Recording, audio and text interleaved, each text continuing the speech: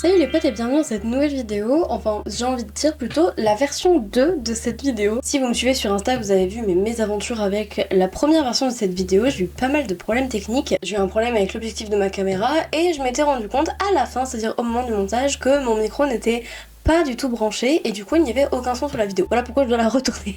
Je me suis quand même dit que c'était un coup du destin vu que j'étais très négative pendant le tournage de cette vidéo et donc je pense que c'est le karma tout simplement. Non j'en sais rien, je pense que j'ai juste pas eu de chance et puis voilà, donc je refais la vidéo, c'est pas grave. L'avantage c'est que le make-up je l'ai déjà fait une première fois donc c'est plus facile pour moi d'expliquer une deuxième fois et au moins je ne ferai pas les erreurs que j'ai fait la première fois même s'il me semble pas avoir galéré. Donc aujourd'hui on fait le latte make-up. Qu'est-ce que c'est le latte make-up? C'est un maquillage qui inclut le teint et les yeux et en fait on part sur un teint qui est vraiment glowy, vraiment très brillant et des yeux dans les tons de marron et de doré. C'est vraiment une trend qui me met dans l'embarras parce que c'est vraiment à l'opposé de ce que je fais d'habitude. Je suis perdue. Moi j'aime les teints bien mat, bien épais, bien couvrants et les maquillages bien colorés et là on part vraiment sur des teintes neutres avec juste du doré, pas beaucoup de paillettes et là je commence à angoisser là. Non, je vais pas faire ma mauvaise langue. Finalement hier en faisant du coup le premier test de ce make-up, et ben finalement le rendu était pas trop mal. Je trouvais que ça m'allait bien. En tout cas c'était un véritable challenge pour moi donc je propose qu'on commence tout de suite. En tout cas on se retrouve en compagnie de nos deux meilleurs boutons hormonaux qu'on va venir cacher. Je vais mettre un correcteur vert par dessus. Le but c'est pas que ça soit vert, c'est que le vert vient atténuer le rouge et donc on verra moins la rougeur sous le fond de teint. Et là je viens de me rendre compte que j'ai mis ça alors que j'ai pas mis de base. Donc je vais mettre la base maintenant. Alors pour la base je vais mettre la Honeydew Me Up.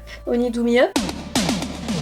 On va passer comme ça. Alors c'est une base qui est hyper liquide et qui est très collante. Elle a vraiment un aspect de miel. D'ailleurs c'est un peu présenté comme un petit pot de miel. Une fois que j'ai mis ma base et qu'elle a séché un petit peu, là on voit qu'elle colle, voilà c'est très bien. Je vais passer à un sous-machin qui se fout sous le fond de teint. Alors c'est un truc pour rendre le teint glowy. En fait c'est vraiment juste pour rendre la peau brillante sous le fond de teint. Après ça existe en rose, en doré et en bleu. J'avais essayé de le mettre en highlighter, c'était totalement une catastrophe. Donc alors que la fille me l'a vraiment vendu comme ça en mode oui, vous pouvez le mettre en base de teint après votre base habituelle fixante. Vous pouvez le mettre en highlighter aussi, c'est très beau. non, ça fait une barre comme ça, c'est très moche. Mais du coup là pour le rendu qu'on veut c'est parfait. Vous voyez comme je brille, et ben ça reste comme ça. Ça reste brillant comme ça. C'est très étonnant. Alors je mets mon fond de teint. En fait pour la première version de cette vidéo, j'ai parlé de Wonka et du coup je pense que j'ai tellement été négative que l'univers a décidé de me dire tais-toi, tu n'es pas critique de film. Donc je pense que c'est pour ça que tout a bugué. Mais bref. Je vais mettre un concealer. Le concealer je le mets au même endroit que d'habitude mais j'en mets moins parce que le but c'est de garder un visage un petit peu bronzy. Alors je ne suis pas bronzy hein, mais c'est de pas trop éclaircir pour rester dans les teintes vraiment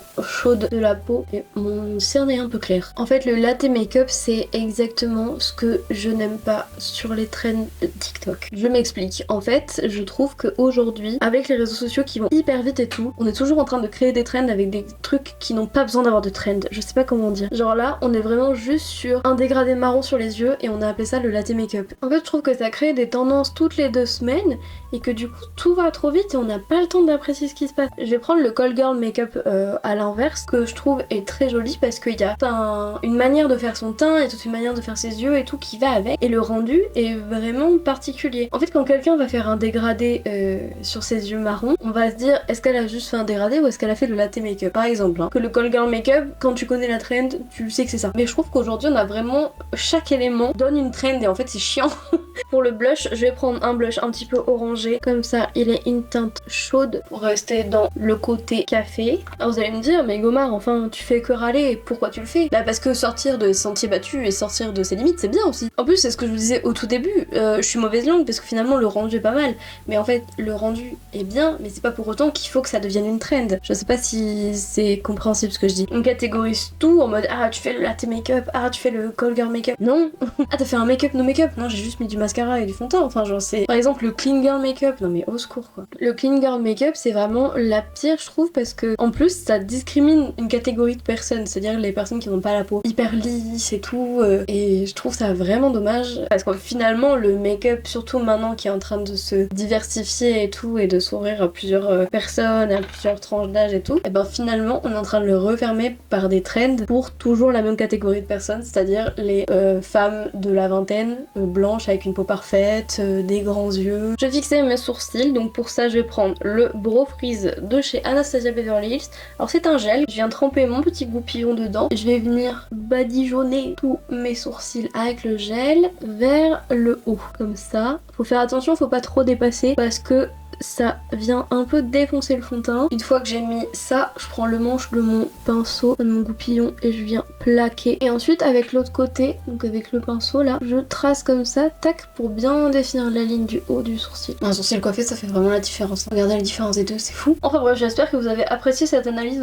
sociétale de TikTok. Parce que c'est vraiment sur TikTok, hein. Dans la vraie vie, si vous faites un maquillage marron, il y a personne qui va vous dire oh, mais t'as fait le latte make-up. Tout le monde va dire ah, il est trop beau ton maquillage. Et puis c'est tout. Après, c'est ce que je dis aussi, c'est que c'est un peu hypocrite de ma part de dire ça étant donné que je suis vraiment en train de tester la trend, donc je participe au fait de la rendre populaire, on va dire, mais on ne peut pas parler de quelque chose qu'on ne connaît pas et on ne peut pas critiquer quelque chose sans en parler. C'est aussi parce que je l'ai déjà testé hier que je me suis rendu compte qu'en fait le latte make-up, il n'y avait pas grand chose qui était innovant quoi. On n'a pas testé une forme particulière de liner, on n'a pas testé une forme de fard, une manière de faire son teint, enfin c'est globalement tout ce que Sananas fait en fait. Si vous avez la ref et que vous connaissez Sananas, oui c'est ça. Bon, je vous fais un petit teasing de ce qui va se passer la semaine prochaine. Je vais tester les 2 palettes de Elio Coralie que j'ai eu dans cette vidéo, l'unboxing Beauty Bay, et j'avais dit que je ferais justement une vidéo pour les palettes. Et bien ça arrive la semaine prochaine, donc n'hésitez pas à vous abonner et à activer la cloche pour ne pas rater les vidéos. On est sur... attendez. On est sur 2 palettes qui n'ont pas du tout les mêmes fards, mais c'est un peu plus ma cam déjà que le latte make-up. Donc il y aura une vidéo par palette et du coup 2 maquillages très différents pour chaque palette. Bon, maintenant que j'ai fait mes sourcils et que j'ai fini mon teint, je vais poudrer, mais je vais pas poudrer partout parce que le but c'est de garder du coup la brillance. Poudrer sous mes yeux et la zone T, donc la zone T c'est cette zone là. Je viens passer un petit coup de fixateur pour fixer tout ça. Maintenant j'attends que ça sèche et ensuite on va passer aux yeux. Aujourd'hui je vais utiliser la palette Naked Wild West de chez Urban Decay. Ça fait très longtemps que je l'ai pas utilisée, en vrai je suis bien contente de l'utiliser. En plus j'ai nettoyé il y a pas très longtemps. Donc avec le scotch sur mes yeux j'ai mis de la base de paupières. Vous pouvez aussi mettre de l'anti-cerne, ça marche très bien. Pour les couleurs que je vais utiliser, je vais mettre celui-ci en dessous de mon sourcil et ensuite j'ai dégradé avec ces deux là et celui-là. Donc en fait le beige je le mets sous mon sourcil pour faciliter les dégradés après. N'importe quelle couleur de dégradé que vous voulez faire, vous pouvez mettre le beige. Alors moi je mets du beige clair parce que ma peau est beige clair, mais il faut mettre un fard de la même couleur que votre peau. Après vous pourrez en mettre un irisé ou mat, c'est comme vous choisissez. Alors comment on fait un dégradé? Très bonne question, je me rappelle plus du tout. Je vais prendre ma couleur la plus claire et je vais la déposer là où je veux que mon dégradé s'arrête. Donc je fais un halo comme ça, hop, tout le long de mon œil. Ensuite avec le marron foncé je fais mon coin externe, je le remonte assez haut sur l'extérieur pour que ça agrandisse l'œil et je fais aussi le coin interne avec.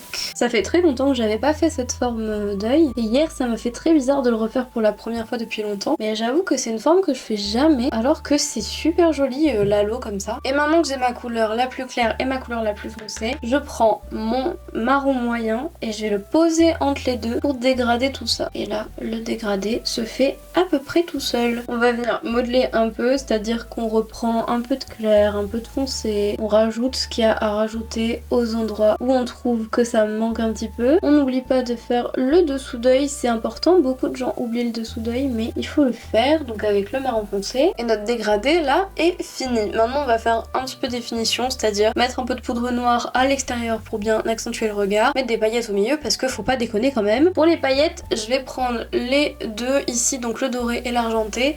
Je vais prendre au doigt pour que ça marque mieux. Donc le doré sur tout l'espace vide qu'on a laissé sur la paupière et l'argenté, hop, juste au milieu de la paupière et dans le coin interne. Et si on se sent un peu fou, on peut le mettre sous le sourcil. Ça apporte ce petit côté mousse de lait finalement, le latte, vous voyez. Pour le noir dans le coin externe, on prend un pinceau biseauté. Qu'est-ce qu'un pinceau biseauté? C'est un pinceau qui est en diagonale comme ça. Et avec un fard noir, on vient juste le poser à l'extérieur de l'œil. Et aussi un petit peu dessous. On aime bien la folie. Et maintenant le moment magique, on va enlever les scotch. J'attrape toujours à l'intérieur et je tire vers l'extérieur.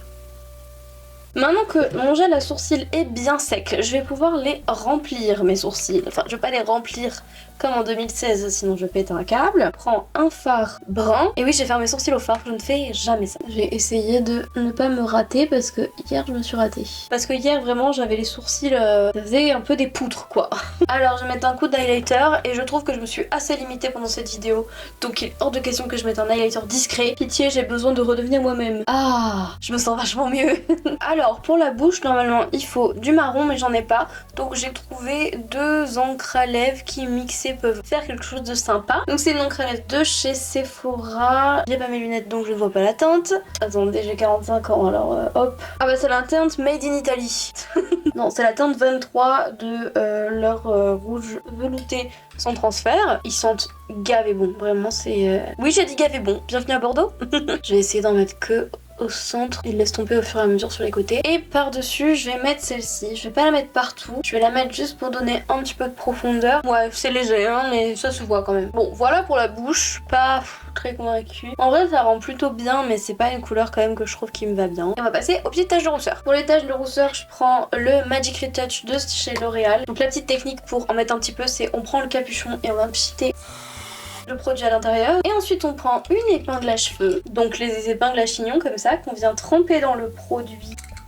Et on vient tapoter là où on veut des taches de rousseur et on estompe avec notre doigt. Un dernier petit coup de fixateur évidemment. Et on a terminé pour ce latte make-up.